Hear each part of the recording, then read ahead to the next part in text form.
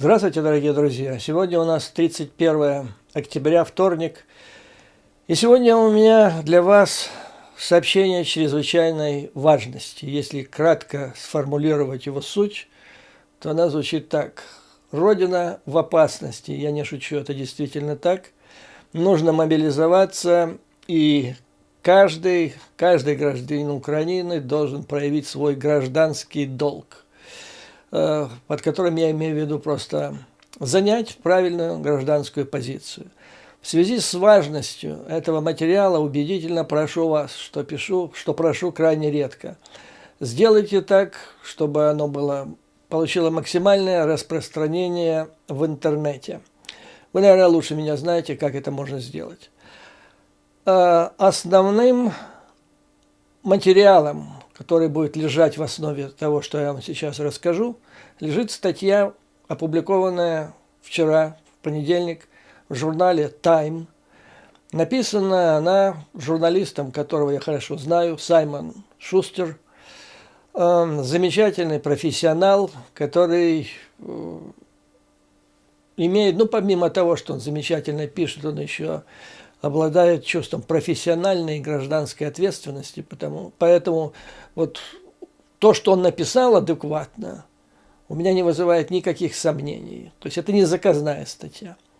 Статья описывает ситуацию в команде Зеленского, в ближайшем окружении его и вообще в команде, и ситуацию с самим Зеленским после того, как в сентябре он вернулся из Вашингтона и обратно.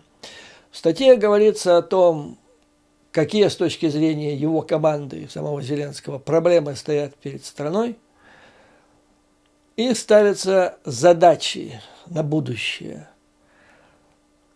Значит, я хотел бы построить работу следующим образом. Статья очень большая. Я выписал тезисы, потому что в первой части я расскажу основные положения этой статьи. Вы будете поражены тем, что вы услышите. А затем я ее прокомментирую по пунктам, по тезисам. Первое, второе, третье. Чтобы, я хочу вам объяснить, как я воспринимаю сложившуюся ситуацию. То есть, действительно, страна в опасности, и надо что-то делать. Мы решим, что.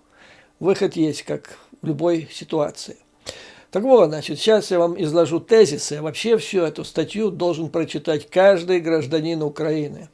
Но поскольку журнал The Time, он требует подписки, и не все будут это делать, не все знают английский, поэтому я договорился с добрым другом нашего канала Юрием Рашкиным, которого многие из вас наверняка знают, и он любезно согласился подготовить текст типа аудиокниги. Он зачитает прямо перевод на русском языке этой статьи, и я дам ссылку на этот материал. И с Богом приступим. То есть краткое изложение этой статьи. Автор сравнивает тот прием, который был оказан Владимиру Зеленскому в Вашингтоне в декабре прошлого года, с тем приемом, который был организован в сентябре. Если первый был помпезный, зал взрывался аплодисментами, прервалась речь Зеленского более 13 раз, потом уже Саймон Шустер устал считать. На этот раз все было совсем иначе. Этот визит был провальный. Зеленский с удивлением открыл для себя, что никто не верит ему и не верит в победу Украины под его руководством. Никто, как он сказал сам корреспонденту, никто не верит в победу Украины так, как я. Никто. Нужно сказать, что сразу после визита этого сентябрьского в Вашингтон, Саймон Шустер поехал в Киев для того, чтобы побеседовать и с самим Зеленским, и с представителями его команды, чтобы понять, как они поняли происходящие события и что они собираются делать. И сложилась такая ситуация, он поговорил с ближайшими помощниками, среди которых был Ермак, Я думаю, что он был основной, хотя его фамилия там называется один раз. Но я абсолютно уверен, что Ермак держал это интервью под своим жесточайшим контролем, и все остальные, которые давали интервью, были должным образом проинструктированы, что говорить, а что не надо говорить. Что не исключает, благодаря профессиональному мастерству корреспондента, что ему удалось поговорить кое с кем, кто рассказал весьма любопытные вещи. И вот, что ему рассказали. То есть, одно из первых, что он услышал, когда приехал обратно в Киев и встретился с первым же представителем ближайшего окружения Зеленского. Помощник был в отчаянии, как и большинство других. То есть, с их точки зрения, у нас нет вариантов, я цитирую, в войне против России. Цитата. «У нас нет вариантов. Мы не победим. Но попробуйте сказать ему об этом. Он сам себя обманывает». То есть проблема состоит в том, с точки зрения этих помощников, что вариантов никаких, помощи, видимо, не надо ждать. Внутри ситуация тяжелейшая, на поле боя тоже беспросветная, и только единственный человек, который в этой ситуации говорит, типа он обладает комплексом мессии, откуда взялось непонятно, но в любой в этой ситуации он говорит, мы будем бороться, идти до конца, а помощники говорят, ну это же неадекватное восприятие действительности, как мы, поскольку он неадекватно эту действительность воспринимает, мы не можем работать над альтернативными вариантами. А что такое альтернативный вариант? В войне, в которой участвует сейчас Украина, являясь жертвой, есть два варианта. Первый – это победа, второй – это поражение или договорничок. То есть вот эта сентенция о том, что значит, упрямство Зеленского, как пишет корреспондент, говорит, по словам некоторых его помощников, вредит их усилиям по выработке новой стратегии. Это фактически стратегия сдачи, хотя они об этом не говорят. Он настаивает только до конца. Ну и понятно, позиция Зеленского, что, судя по последним опросам общественного мнения, большинство украинцев отвергли бы такой шаг, то есть сдачи. Особенно если он повлечет за собой потерю какой-либо оккупированной территории. Ну и Зеленский, он беседовал с Зеленским, Зеленский на его вопрос ответил так, что не должно быть никакого временного перемирия, то есть война до конца, потому что перемирие, даже временное, для нас означает оставить эту рану открытой для будущих поколений. Зеленский, по мнению корреспондента, опасается, что если Украина проиграет эту войну, то она пойдет дальше, за границы Украины, она продолжится в Израиле, оттуда перейдет в Азию, затем взорвется где-нибудь еще. Вот с таким посланием он обращался к своим собеседникам в Вашингтоне во время визита туда. Его месседж был прост. Помогите Украине остановить войну, пока она не распространилась и пока не стало слишком поздно. Но у него сложилось такое впечатление, у Зеленского, по результатам визита в Вашингтон, что его аудитория перестала обращать внимание на то, что он говорит, на его месседжи. По словам корреспондентов, это был разительный контраст той атмосфере, в которую попал Зеленский на этот раз, в этот визит, по сравнению с визитом в декабре прошлого года. То есть здесь, я сам с удивлением узнал, это был просто грандиозный провал. Он помощники попытались устроить ему интервью на Fox News, то есть невелика, в общем-то, честь по большому счету, потому что не самый популярный канал, но это республиканский канал.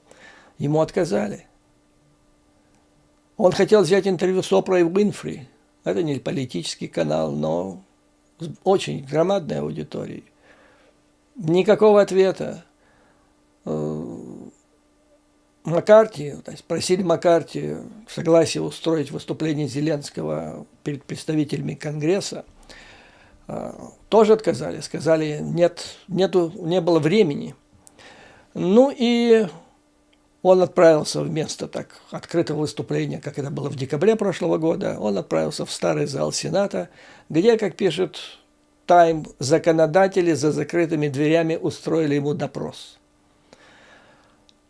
Нужно сказать, что он хорошо держался, он правильно отвечал, произвело глубокое впечатление на некоторых присутствующих там законодателей. И один из них, Ангус Кинг, независимый сенатор от штата Мэн, вспоминает, как украинский лидер сказал своей аудитории суть той сделки, которую он предлагает. Вы даете деньги, мы отдаем свои жизни. Такая роковая, драматическая постановка вопроса, не правда ли? Но, как пишет Time, этого оказалось недостаточно. Через 10 дней Конгресс принял законопроект о временном прекращении работы правительства. Вернее, о временном финансировании, вы помните, да, до 17 ноября. Но там не было никакой помощи Украине, хотя предполагалось, она должна была там быть согласно согласно этому законопроекту. Дальше описывается, значит, он приезжает в Киев, описывается ситуация в стране. Она ужасна, то есть инфраструктура разрушена. Особую озабоченность вызывает повреждение электростанций и части электросети. Ожидается, что ситуация с электроэнергией, с теплом этой зимой будет хуже, чем в прошлом году. Но если в прошлом году отношение людей, украинцев к сложившимся трудностям было более-менее снисходительное, то в этом году ожидается, что люди будут обвинять, это один из помощников говорит, обвинять нас в том, что мы недостаточно подготовились. Ну и холода затруднят военные действия на линии фронта. Однако Зеленский отказывается с этим мириться и идти даже на временное перемирие, приостановку военных действий. Заморозить войну, говорит он, означает проиграть ее. Еще до наступления зимы его помощники предупредили Саймона Шустера, что следует ожидать, внимание, вот это ключевое, я потом в комментариях объясню почему, это ключевое место всей статьи. То есть еще до наступления зимы, вот этой, которая приближается, помощники Зеленского предупредили Саймона Шустера, что следует ожидать серьезных изменений в военной стратегии и серьезных перестановок в команде президента. По их словам, придется уволить как минимум одного министра. Я думаю, речь идет не о Резникове. О Резникове потом, там никакой стратегии, там коррупция. Так вот, придется уволить как минимум одного министра, а также высокопоставленного генерала, не генералов, генерала, отвечающего за контрнаступление, чтобы обеспечить ответственность за медленное продвижение Украины на линии фронта. Ну, что я могу сказать-то? Кратко сейчас комментарий, а там подробнее потом. То есть, если действительно собираются они это сделать и поменять этого генерала, который отвечает за контрнаступление, и не дай бог этим генералом окажется генерал Залужный, то это будет очередной идиотизм. Потому что до сих пор, и вообще вся эта ситуация, которая сейчас сложилась в Украине, это результат в значительной степени провальной кадровой политики. То есть на руководящие должности, которые должны заниматься ключевыми вопросами управления государством, попали люди, которые совершенно для этого непригодные. От слова «абсолютно». И потому непригодны, потому что назначали их люди, которые сами абсолютно непригодны к этому. Они не знают, какими критериями должны быть люди, которые руководят национальной безопасностью или Министерством обороны. Для них это темный лес. Потому что в прошлом, кроме как сетью ларьков, они никем, ничем больше не руководили. Ну и теперь эти же люди будут назначать генерала. Ну, для того, чтобы назначить спасителя нации. Помните, у меня одно из видео было? Время пришло для спасителя нации. Нужно что-то соображать в военном деле. Какое они наши вообще понятие имеют об этом военном деле? Это же парадокс, что сейчас происходит. Американские аналитики военные отмечают, что одна из главных проблем контрнаступление с самого его начала, как оно планировалось. Это массированная общевойсковая операция на большом протяжении фронта. А для этого требуется взаимодействие крупных подразделений, взаимодействие бригад. То есть человек, который должен их командовать, он должен иметь, или люди, которые участвовали в командовании, они должны были иметь опыт командования на уровне выше, больше бригады. Таких сейчас в ВСУ нет ни одного вообще. Вот так вот сложилось. Так государство бдело и заботилось о развитии своих вооруженных сил за 30 лет своего существования. И я говорил еще, слава Богу, это Бог послал Залужного, человека, который был фанатом своего дела, с отличием закончил Одесское пехотное училище, и который самородок просто. Но таких самородок это просто повезло. А теперь Ермак будет определять другого самородка, значит, и по каким критериям. То есть это будет провал. Новый генерал будет хуже. А зачем это все делается, я вам расскажу дальше. То есть вместо Залужного, если его будут убирать, поставят другого, которого Бог уже не пошлет, Бог не может посылать каждый раз нового. Послал один раз, хватит. А поставят того, кто лижет выпуклые места тому же Ермаку. И обязательно, запомните мои слова, обязательно этот человек будет иметь связи в Москве. Это как пить дать, то есть это как один из основных критериев в кадровых назначениях, которые исповедует Андрей Ермак. То есть это будет или зрада, или идиотизм, но результат будет один и тот же. То есть это будет гвоздь, удар в крышку гроба всего государства. И почему? Помощник объясняет корреспонденту, почему надо заменять генерала. Они, он говорит о военных, просто хотят сидеть в окопах и держать оборону. Но так войну не выиграть. Это, наверное, говорит стратег, который в прошлом, или ларьками руководил, или на пеньках у Януковича университеты проходил, пиарщиков там где-то работал, и так далее. Или человек просто без определенных занятий. Он теперь решает вопрос, как выигрывать войну, а как не выигрывать. Корреспондент, я говорю, профессионал, он обратился с этими претензиями к одному из старших офицеров ВСУ. И он сказал, что у некоторых командиров практически нет выборов. То есть приходится не подчиняться приказу сверху, потому что они идиотические, эти приказы. По его словам, в начале октября политическое руководство в Киеве потребовало провести операцию по взятию города Горловка, стратегического фортпоста на востоке Украины, который русские удерживают, яростно защищают уже почти 10 лет. Ответ прозвучал в форме вопроса. То есть поставили задачу перед этим генералом или офицером. Он в ответ ответил, чем? Нет у нас ни людей, ни оружия. Где оружие? Где артиллерия? Где новобранцы?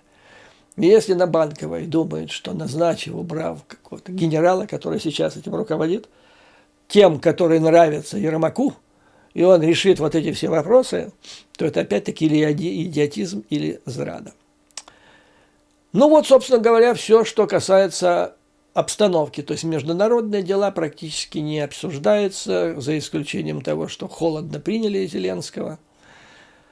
То, что Израиль на предложение Зеленского, что он приедет и выразит в Тель-Авив свое соболезнование в связи с терактом, ему через средства массовой информации Израиля ответили не на часе, не на время. Собственно говоря, и все, что касалось внешней политики. Понятно и согласно этой статье, структуре того пространства, места, которое занимает этот вопрос, главное – коррупция. Коррупция лежит в основе всего. Та самая коррупция, которая, как говорят, совсем недавно я слышал на каком-то тайном закрытом совещании с представителями журналистского мира Украины, Зеленский просил не говорить, до победы не упоминать коррупцию. А покинувший свой пост недавно министр обороны заявлял, что у нас нет коррупции, иностранцы ее не употребляют. Так вот, значит, как говорится в статье, проблемы коррупции и вообще вот все, что произошло с декабря прошлого года, на пике славы, ура, любимец публики всего мира, и вот сейчас, человек, который не может пробиться даже на интервью в канал Fox. Почему? Потому что проблема коррупции обострила отношения Зеленского со многими его союзниками. В преддверии его визита в Вашингтон Белый дом подготовил список антикоррупционных реформ, которые должны были провести украинцы.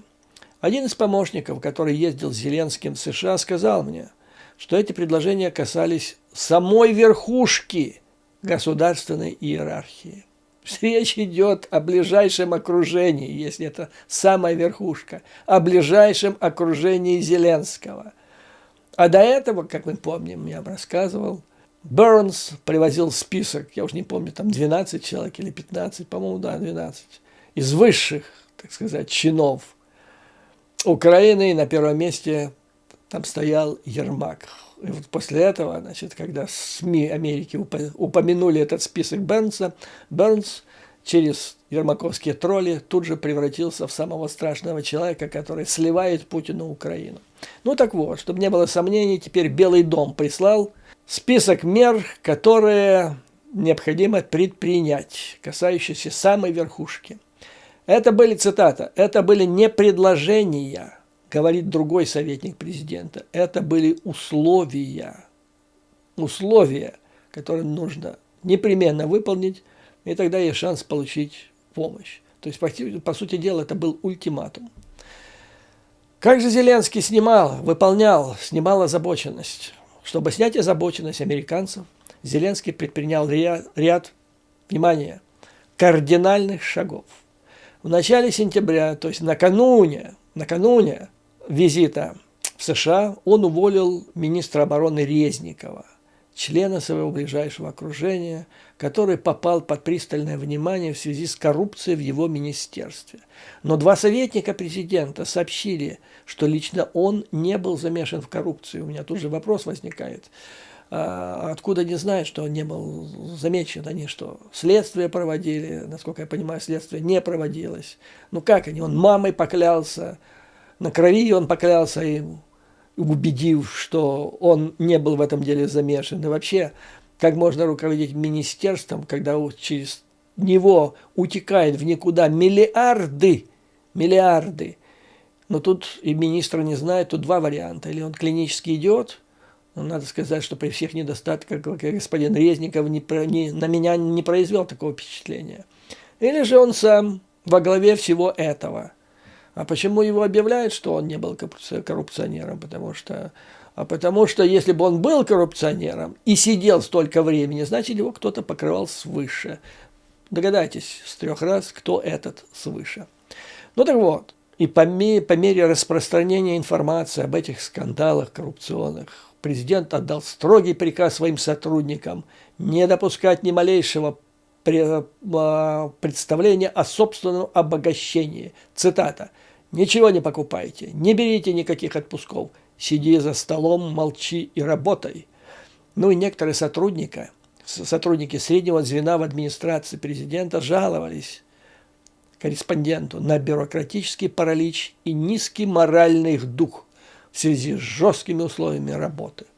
По их словам, я думаю, большинству украинцев это понравится, типичная зарплата в аппарате президента составляет около $1000 в месяц, а для более высокопоставленных сотрудников около $1500 в месяц, что гораздо меньше, чем они могли бы зарабатывать в частном секторе. То есть патриоты, они за идею работают. Цитата. «Мы спим в комнатах размером 2 на 3 метра, примерно как в тюремной камере», говорит Андрей Ермак. «Мы живем не на широкую ногу. Весь день, каждый день мы заняты войной».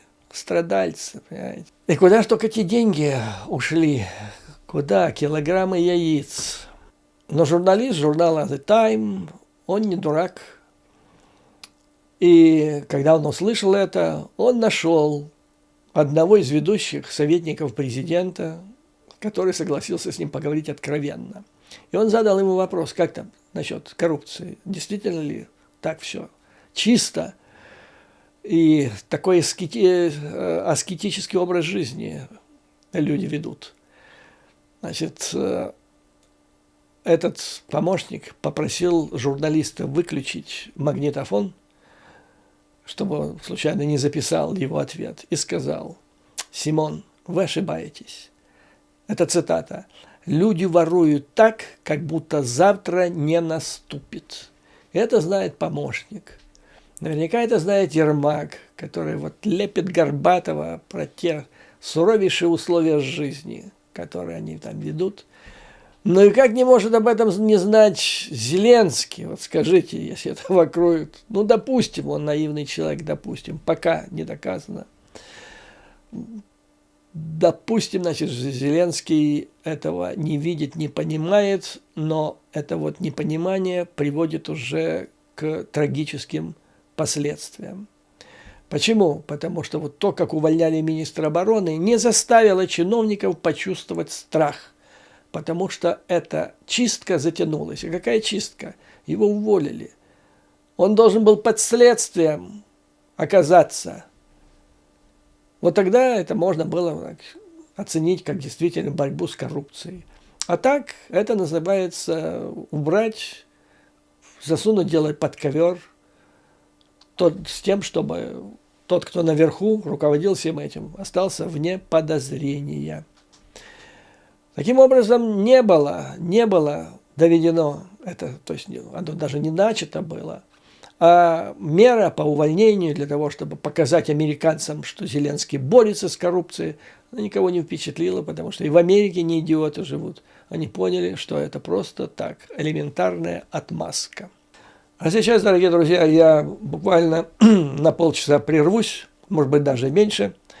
Это будет первая часть. То есть я хочу, чтобы вы прослушали, просмотрели полностью этот материал. Потому что в первой части я рассказываю о, так сказать, докладываем информацию, а во второй части мы ее вместе с вами проанализируем, чтобы понять, что это такое, зачем она нужна и какой выход из создавшейся ситуации.